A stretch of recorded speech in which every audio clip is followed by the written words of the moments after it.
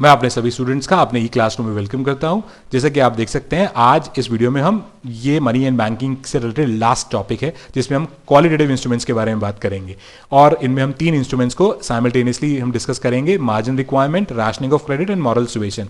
ये तीनों टूल्स जो है मॉनेटरी पॉलिसी के टूल्स हैं जिनको यूज़ किया जाता है ताकि मनी सप्लाई को कंट्रोल किया जा सके और इकोनॉमी में इन्फ्लेशन डिफलेशन सिचुएशन को भी बैलेंस किया जा सके। तो चलिए समझते हैं इसको। क्वालिटेटिव इंस्ट्रूमेंट्स क्या है? देखिए, वो इंस्ट्रूमेंट जो सिलेक्टेड सेक्टर पे फोकस करें। अभी तक हमने ओवरऑल सेक्टर पे फोकस किया था कि ओवरऑल मनी सप्लाई को रिड्यूस करते हैं, लेकिन ये केवल सेगमेंटेड सेक्टर्स को फोकस करते हैं, खासकर उन सेक्टर्स को जहां पर इंस्टेबिलिटी हो इकोनॉमी में। इनमें सबसे पहला है मार्जिन रिक्वायरमेंट। तो मार्जिन रिक्वायरमेंट समझते हैं क्या होता है मार्जिन रिक्वायरमेंट। देखिए, एक मिस्टर एक्स है, इनको लोन चाहिए और ये बैंक को अप्रोच करते हैं कि मुझे लोन चाहिए, और इनके पास बैंक कहता है कि भाई आपको मैं लोन दूंगा, लेकिन आपके पास कुछ रखने के लिए है, कोलेट्रल है, यानी गिरवी रखने के लिए कुछ है। तो कहता है कि मेरे पास घर है जिसकी जो वैल्यू है वो 50 लाख रुपए है। अब बैंक जो है वो कहता है कि भाई मैं आपको 50 लाख तो लोन नहीं दूंगा, मैं आपको से कम लोन दूंगा, और बैंक कहता है कि मैं आपको 40 लाख का लोन प्रोवाइड करूंगा। तो बैंक ने उसमें जो है कुछ मार्जिन अपने पास रखा और उस मार्जिन के बेसिस पे उसको कम लोन दिया। तो यहां पर मार्जिन रिक्वायरमेंट जो है वो 10 लाख रुपए है। तो अगर हम बोले व्हाट इज मार्जिन रिक्वायरमेंट, ये रेफर होता है, it is the difference between the current value of the security offered, यानी कि हाउस की वैल्यू कितनी है 50 लाख, और उसकी वैल्यू जो है कितना लोन ग्रांट कर रहे हैं 40 लाख, तो उसका रिक्वायरमेंट कितना 10 लाख। यानी कि आपको अपनी एसेट की पूरी वैल्यू का लोन नहीं मिलेगा। जो मार्जिन रिक्वायरमेंट है वो बैंक जो है उस मार्जिन का 10 लाख रुपए अपने पास रखेगा एज ए सिक्योरिटी। तो ऐसे में जो है मार्जिन रिक्वायरमेंट कहीं ना कहीं व्यक्ति को इंड्यूस करती है कि वो लोन ज्यादा लेगा या कम लेगा। अगर आपको आपके 50 लाख के एसेट के 40 लाख मिलेंगे तो क्या आप देना पसंद करेंगे?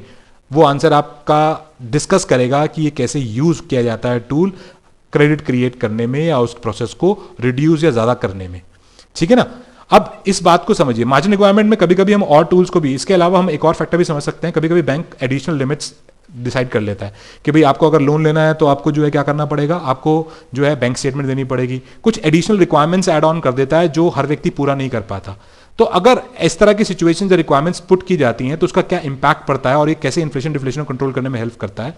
देखिए, अगर बैंक मार्जिन रिक्वायरमेंट्स को बढ़ाएगा, अब ध्यान रखिए, इन्फ्लेशन है यानी कि आपके प्राइसेस ज्यादा हैं इकोनॉमी के अंदर, आपकी डिमांड ज्यादा हो रही है, वॉलेट में ज्यादा पैसा है लोगों के, आपको वॉलेट में पैसा रिड्यूस करना है, तो बैंक क्या करेगा, रिक्वायरमेंट बढ़ा देगा। मान लीजिए यहां पर वो 10 लाख की जगह मार्जिन 20 लाख रख ले, तो क्या वो लोन लेना पसंद करेगा? नहीं, उसको लगेगा कि मेरे पैसे की तो एसेट की वैल्यू ही नहीं मिल रही है इतनी, मैं क्यों रखूं गिरवी पे। तो वो क्या करेगा, वो लोन कम लेगा। लोन कम लेगा तो डिमांड फॉर क्रेडिट क्या हो जाएगा, रिड्यूस हो जाएगा, क्रेडिट क्रिएशन कम होगा, कम क्रेडिट क्रिएट कर पाएगा इकोनॉमी में क्योंकि लोग डिमांड कम करेंगे, रिक्वायरमेंट ज्यादा है, हर व्यक्ति रिक्वायरमेंट पूरा नहीं कर पा रहा है, और मनी सप्लाई जो होगा डिक्रीज होगा, यानी आपकी वॉलेट में कम पैसा जाएगा, और वॉलेट में कम पैसा जाएगा तो आप डिमांड जो है वो कम करेंगे गुड्स एंड सर्विसेज की, इन्फ्लेशन कंट्रोल हो जाएगा। सिमिलरली अगर अदर वे में देखें तो अगर मार्जिन रिक्वायरमेंट घटा दिया जाता है, मान लीजिए ये 50 का 50 लाख लोन लेना चाहे, यानी कि आपके एसेट की 100% वैल्यू का लोन दे रहे हैं, तो उसमें क्या होगा, लोन ज्यादा लोन लेना चाहेंगे, उससे क्रेडिट ज्यादा क्रिएट होगा और मनी सप्लाई बढ़ जाएगी, आपके वॉलेट में ज्यादा पैसा आएगा तो आप ज्यादा गुड्स एंड सर्विसेज खरीदेंगे और इकोनॉमी में डिफ्लेशन सिचुएशन को आप मैनेज कर पाएंगे। तो ये एक वन ऑफ द वे था जिसकी वजह से मार्जिन रिक्वायरमेंट जो है इंपॉर्टेंट रोल प्ले करता है सिलेक्टेड सेक्टर्स को। इसी में दूसरा जो आता है हमारे पास होता है रैशनिंग ऑफ क्रेडिट। अब रैशनिंग ऑफ क्रेडिट क्या है? ये होता है कि देखो, रैशनिंग ऑफ क्रेडिट जो है रैशन वर्ड से, रैशन मतलब क्या होता है, जहां पर आप कुछ कोटा फिक्स कर दें कि इससे ज्यादा लोन नहीं देना किसी बिजनेस सेगमेंट को, किसी बिजनेस एक्टिविटी को। जैसे मैंने बताया स्पेसिफिक सेक्टर के लिए है कि उस सेक्टर में, तो उस सेक्टर में हमने एक लिमिट सेट कर दी कि इससे ज्यादा लोन नहीं देना, और वो लोन वो लिमिट कौन सेट करता है, वो लिमिट सेट करता है आरबीआई, और सेंट्रल कमर्शियल बैंक जो है उसको क्रॉस नहीं कर सकता। तो जैसे मैंने बोल लिया कि भाई कोई अगर स्मॉल बिजनेस एंटरप्राइजेज आता है तो उसको आपको 2 लाख से ज्यादा का लोन नहीं देना।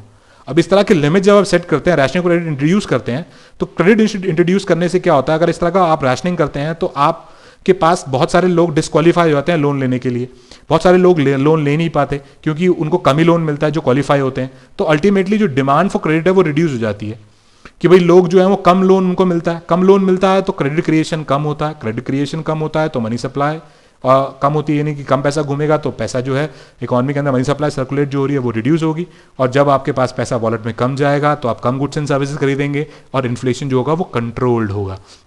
तो इस प्रकार इन्फ्लेशन को कंट्रोल करते हैं। डिफ्लेशन में क्या होता है कि अगर ऐसी कोई लिमिट है और आपको लग रहा है डिफ्लेशन है, यानी कि आपको आउटपुट को बूस्ट करना है, आपको इकोनॉमी में लोगों के जेब में पैसा डालना है, तो आप क्या करेंगे, इस तरह के लिमिट्स को हटा देंगे। आप लोगों को लिबरेट करके लोन देंगे, इजीली लोन देंगे, और उससे ज़्यादा क्रेडिट क्रिएट होगा, मनी सप्लाई बढ़ेगी इकोनॉमी के अंदर। मनी सप्लाई बढ़ेगी तो आपके वॉलेट में ज़्यादा पैसा, आप ज़्यादा गुड्स एंड सर्विस खरीदेंगे, डिफ्लेशन जैसी सिचुएशन को आप कंट्रोल कर पाएंगे। ये सेकेंड फॉर्म था क्वालिटेटिव इंस्ट्रूमेंट्स का। और लास्ट फॉर्म है मॉरल सुएशन। मॉरल सुएशन क्या है? इट्स ए जर्नल, आप कह सकते हैं एक एडवाइस है जो सेंट्रल बैंक एडवाइस देता है। इसमें 2 वर्ड्स का मैंने यूज किया है, परसुएशन एंड प्रेशर। परसुएशन यानी कि उनको एडवाइस देता है, उन्हें सलाह देता है कि भैया इस तरह का लोन दे दो, इस तरह का लोन मत दो, और अगर वो ना माने ओरली तो उनको फिर रिटर्न में प्रेशर करता है। प्रेशर कैसे करता है? क्योंकि कमर्शियल बैंक जो है वो अंडर काम कर रहा है आरबीआई के, तो आरबीआई जो हेड ऑफ द इंस्टीट्यूशन है तो उसको वो प्रेशर देता है, यानी कि उसको अपनी अथॉरिटी यूज करके वो उसको फोर्सफुली ये डायरेक्टिव्स को मानने के लिए, फॉलो करने के लिए बाध्य करता है। तो यहां पर अगर इन्फ्लेशन होगा, यानी कि लोगों की वॉलेट में ज्यादा पैसा है, तो एडवाइस देगा कि भैया लोन कम दो। अगेन लोन कम दोगे तो कम क्रेडिट क्रिएट होगा, मनी सप्लाई डिक्रीज हो जाएगी, और मनी सप्लाई डिक्रीज होगी तो आपके वॉलेट में कम पैसा जाएगा, कम पैसा जाएगा तो आप इन्फ्लेशन को कंट्रोल कर सकते हैं। सिमिलरली अगर मान लीजिए डिफ्लेशन है, आउटपुट को बढ़ाना है, बूस्ट करना है, तो आप क्या करेंगे? सेंट्रल बैंक एडवाइस देता है, लिबरेट करो भाई, थोड़ा लैंडिंग को बढ़ाओ, आउटपुट को दो, लोगों को लोन दो इजीली। लोगों को इजी लोन देंगे तो क्रेडिट क्रिएट होगा, क्रेडिट क्रिएट होगा तो मनी सप्लाई बढ़ेगा, मनी सप्लाई बढ़ेगा यानी लोगों के वॉलेट में ज्यादा पैसा जाएगा, तो अल्टीमेटली आउटपुट को बूस्ट करेगा, वो डिफ्लेशन सिचुएशन को कंट्रोल करेगा।